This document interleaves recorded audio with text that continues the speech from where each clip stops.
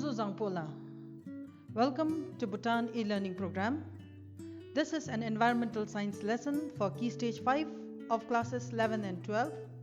I am Ugeno Mutenzin of Motithang Higher Secondary School.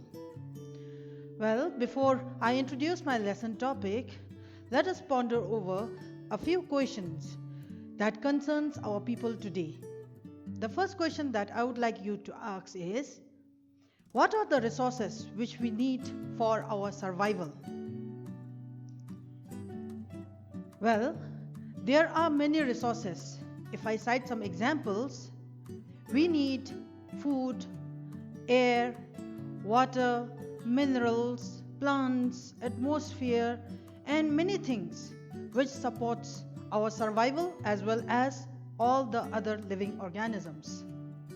Well, the second question that I would like you to think about is, with changing times, what have been some of the impacts of humans on the environment? Well, let me show you some pictures so that you can understand the answer to the question. To my right, you can see the picture and you can make an understanding of what it is. It is actually human activities like deforestation. You can see some more pictures like you can see habitat fragmentation. You can see environmental pollution. Not only that, there are many other examples of human activities that cause impacts to our pristine environment. Now let us discuss how this type of changes affect our ecosystem. As you all know, our environment provides us with all the resources necessary for the survival of humans and other organisms on the earth. However, with the increasing human population, their changing lifestyle, and also due to excessive human activities, the demand for the natural resources has exceeded the Earth's supply capacity. The deciding factor for the restoration of natural resources not only depends on the type and quantity of resources that we use, but it also depends on the rate at which the natural resources are exploited. Therefore, these natural resources should be monitored or regulated to avoid degradation of our environment. Well, the next question that we need to ask ourselves would be, how can we do that? How can we monitor or regulate the use of all the natural resources? Well, the answer is, just like a bank statement tracks income against expenditure that we make, we can also keep track of the resources we consume and the waste we generate by using a measuring tool called the ecological footprint. So now the topic of our lesson today is on ecological footprint. Let us look into the lesson objectives. By the end of the lesson, you should be able to, number 1, explain the ecological footprint. Number 2, measure ecological footprint of an individual and extrapolate to larger communities. And number 3, relate the ecological footprints to the development of a nation. Well, let us first understand the concept of ecological footprint. To define ecological footprint or to understand ecological footprint accounting measures the demand on and supply of nature. When we say that ecological footprint measures the demand on nature, it measures an individual or a population demand for plant-based food and fiber products, livestock and fish products, timber and other forest products, space for urban infrastructure, and the forest land that is required to absorb the carbon emissions related to human activities. On the supply side, ecological footprint measures a city, state, or a nation's biocapacity representing its biologically productive areas, which include the forest land, grazing land, cropland, fishing ground, built-up land, and the land that is required to absorb all the carbon emissions generated. The ecological footprint is the only metric that measures how much nature we have and how much nature we use. If a population's ecological footprint exceeds the region's biocapacity, the region runs an ecological deficit, which means its demand for the goods and services that its land and sea can provide exceeds what the region's ecosystem can renew. Now let us understand how we can measure ecological footprint. Ecological footprint varies across globe since people in different parts of the world consume resources and generate waste in varying amounts. Thus, ecological footprint can be compared at individual, regional, national, or at global scale. The measuring unit for ecological footprint is global hectares, in short written as GHA. A global hectare measures the average biological productive of all land types on the earth in a given year. One global hectare is equivalent to the biocapacity of an area of 1 hectare or equals to 2.47 acres of a given land type. Now, how do we calculate our ecological footprint?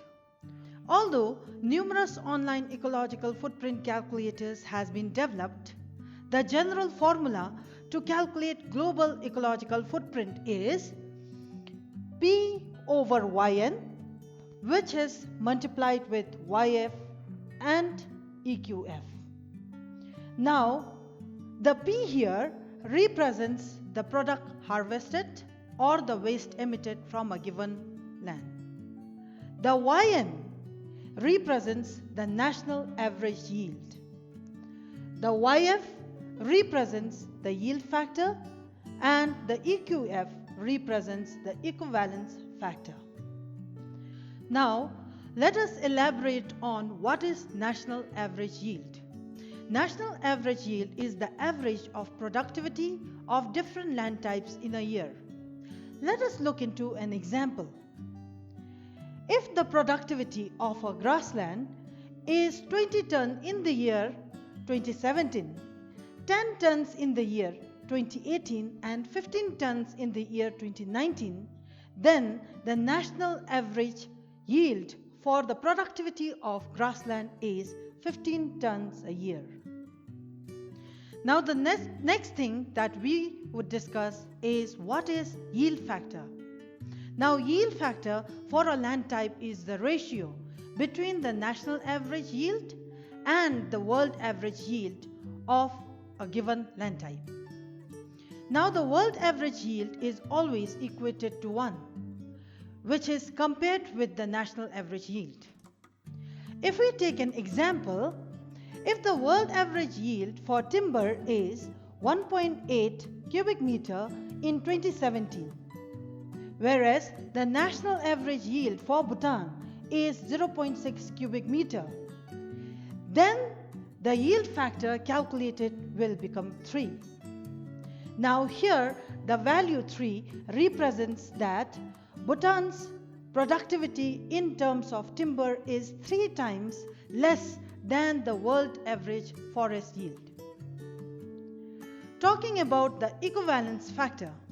Equivalence factor of a land type indicates how much higher or how much lower the productivity of a particular land type is compared to the world average productivity. Equivalence factor is always calculated for each year. Now let us look into the example of equivalence factor. A cropland of equivalence factor is 2.51. Here this 2.51 indicates that the productivity of the cropland is 2.5 times more than the average productivity of all lands combined. Now, let us just take an example of how we can use the general formula to calculate the ecological footprint of an individual. Let's say a person uses 110 cubic meter of firewood. Let us assume that the national average yield for the production of the same is 3.1 cubic meter per hectare from a given forest land. Assuming the yield factor for firewood production of the country as 1.31 and the equivalence factor as 1.33, when we calculate, we get the finding that is 62 global hectares. Here, the value of the product is 110 cubic meter. The value of the national average yield is 3.10 cubic meter. The yield factor considered is 1.31 and the equivalence factor is considered 1.33. Therefore, we get 62 global hectare as our finding from the calculation. Now, the value which you get from the calculation, say the 62 hectares of ecological footprint, states that the area of forest land required to produce 110 cubic meter of firewood in a year is consumed by an individual. We can calculate the same for a population of a region, or we can say a nation, and then compare the ecological footprint with the world average productivity. If in case the ecological footprint either of an individual or of a population exceeds the world average productivity, then we can very well conclude that we are demanding more resources from the nature than what the nature can restore. Well, let us now discuss about the relationship between ecological footprint and development. First of all, what is development? Well, development refers to the gradual and dynamic process of economic growth concerning a particular society or a nation. Now, a developed economy makes optimum use of resources available and creates wealth and infrastructure. Increase in the use of natural resources causes resource depletion, leading to increased ecological footprint. To live sustainably, the ecological footprint must be less than the nation's carrying capacity. The next question that we would wonder is, what is carrying capacity? Carrying capacity is the total size of a population which can be supported indefinitely upon the available resources and services of a given ecosystem. The analysis gives a benchmark for today's ecological performance, identify the challenges to decrease impact, and give directions on development. In conclusion, we can say that ecological footprint helps individual, country, and world to assess and analyze the ecological impact of a nature's carrying capacity. Thus, the measurement of ecological footprint and carrying capacity is essential for evaluating and monitoring the pressure of humans on natural resources. Well, now that we have come to end of our lesson, I would like you to explore the given web links, and following the web link, you can compare the ecological footprint of a developed country to that of a developing country. After exploring the given web links, I would like you to draw an inference of your findings. The second question that I would like you to explore is, design a poster to increase public awareness on lowering the ecological footprint in your community.